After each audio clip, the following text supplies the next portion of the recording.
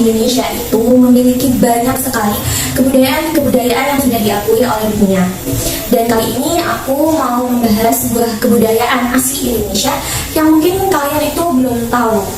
Nah, kebudayaan ini adalah sebuah tradisi yang memiliki cerita rakyat di balik terbentuknya tradisi tersebut. Dan tradisi ini terkenal dengan sebutan Festival Ero. Dan Festival Ero ini sudah terdaftar di yang saya spill karena terlalu ribet untuk disebutkan. Keren bukan? Sebelum lanjut ke cerita, hai guys, perkenalkan nama aku Milca Izatunisa. Aku mahasiswa Prodi Sastra Indonesia, Fakultas Ilmu Budaya di Universitas Jember. Salam kenal. Jadi pada zaman dahulu ada sebuah wilayah di Kalimantan Timur. Wilayah tersebut bernama Desa Hulu Dusun.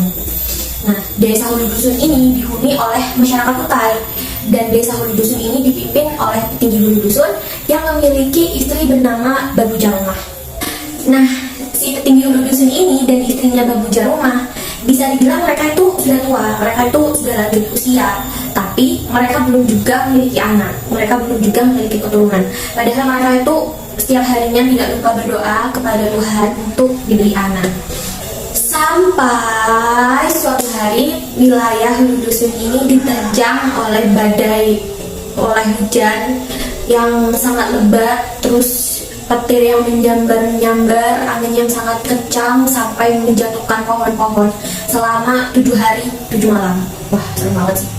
Nah, karena hujan badai di Desa Hulu Dusun itu sudah terbilang berlebihan dan sangat badai sekali, masyarakat Hulu Dusun itu tidak ada yang berani keluar rumah.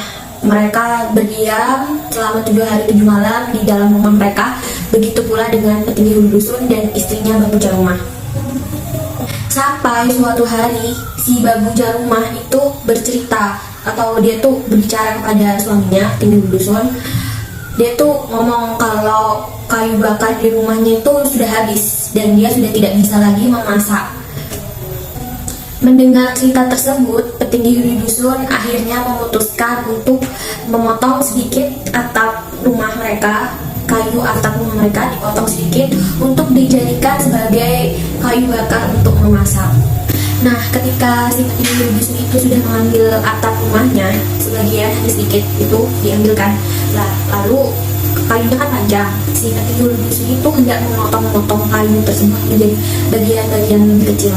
Nah, ketika si petinggi Hulu Dusun ini hendak memotong kayu tersebut, dia itu melihat seekor ulat kecil yang muncul dari kayu.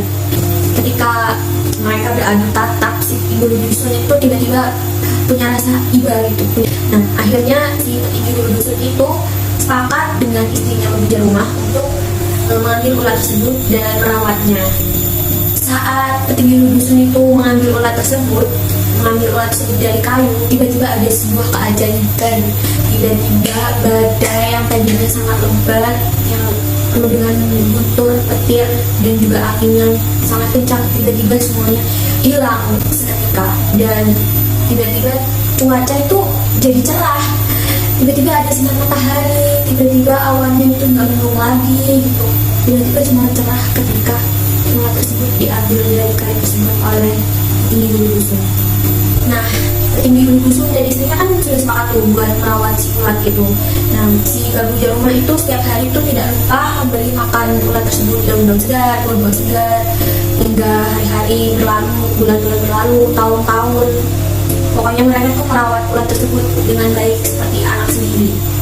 Setelah lama dirawat oleh petinggi Hulu Dusun dan Babu Jarumah itu, ulat tersebut tiba-tiba tumbuh besar. Yang awalnya hanya ulat kecil tiba-tiba berubah jadi naga. Namun petinggi Hulu Dusun dan Babu Jarumah tetap menyayangi ulat tersebut dan merawatnya seperti anak sendiri. Singkat cerita, jadi si petinggi Hulu Dusun itu sedang tertidur lelap di malam hari. Lalu dia tiba-tiba bermimpi bertemu gadis cantik. Nah, si gadis cantik itu di dalam mimpinya tiba-tiba memanggil petinggi Hulu Dusun dengan sebutan ayahanda. Nah, si gadis cantik itu berkata kalau dia itu sekarang sudah besar gitu. Terus dia mau pergi karena dia takut kalau dia tetap di sini dia akan membuat penduduk dusun itu jadi takut sama dia. Jadi dia berpamitan untuk pergi. Lalu dia berpesan kepada dusun bahwa keesokan harinya tolong membuatkan sebuah tangga untuk menuruni rumahnya petinggi dusun itu. Kemudian pagi harinya saat si petinggi dusun itu terbangun dari mimpinya, saat sudah bangun dari tidur, dia tuh bercerita kepada istrinya. Akhirnya mereka berdua memutuskan untuk melakukan perintah gadis tersebut untuk membuat tangga. Lalu tanpa disangka-sangka setelah tangga tersebut jadi, tiba-tiba si naga itu muncul dari dalam rumah. Tiba-tiba si naga itu muncul di ambang pintu, lalu dia itu hendak menuruni tangga tersebut. Nah, ketika si naga itu sudah ada di ambang pintu dan Babu Jarumah dan petinggi dusun kan ada di bawah tuh. Nah, si naga itu tiba-tiba bicara selayaknya manusia dan sangat-sangat tidak diduga ternyata suara si naga itu mirip banget sama gadis yang ada di mimpi petinggi dusun. Nah, si naga itu bilang gini, kalau dia turun dari tangga, nanti dia itu mau ke sungai gitu. Si petinggi dusun itu disuruh membakar wijen. Terus si Babu Jarumah itu disuruh untuk menabur beras sepanjang naga itu berjalan hingga ke sungai. Tanpa berpikir panjang, saat naga itu turun dari tangga, si Babu Jarumah dan petinggi dusun itu segera mengikuti apa yang diperintahkan oleh naga tersebut. Dia mengikuti naga tersebut, berjalan terus. Ternyata naga itu berjalan hingga ke sungai Mahakam. Sesampainya di tepi sungai itu, si naga itu segera berenang di sungai. Lalu si Babu Jarumah dan petinggi dusun itu mengikutinya menaiki perahu. Si naga itu berenang dari hilir ke hulu gitu sebanyak 7 kali. Lalu dia itu berenang juga ke kanan ke kiri di tepian batu sungai tersebut. Lalu setelah berenang, akhirnya si naga itu tiba-tiba menyelam dan hilang. Nah, si naga itu kan hilang ya. Saat naga itu menyelam dan hilang, tiba-tiba badai itu kembali datang gitu. Badai seperti yang dulu kala itu. Dan si ibu dusun dan Babu Jarumah itu dengan kondisi naik perahu, mereka segera menepi ke pinggiran sungai.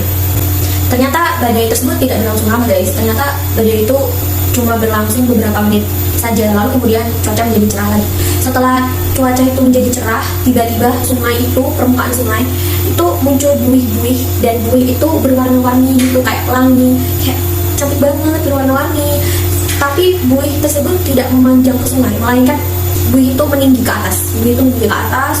Naga itu muncul dari buih-buih yang berwarna-warni itu, guys.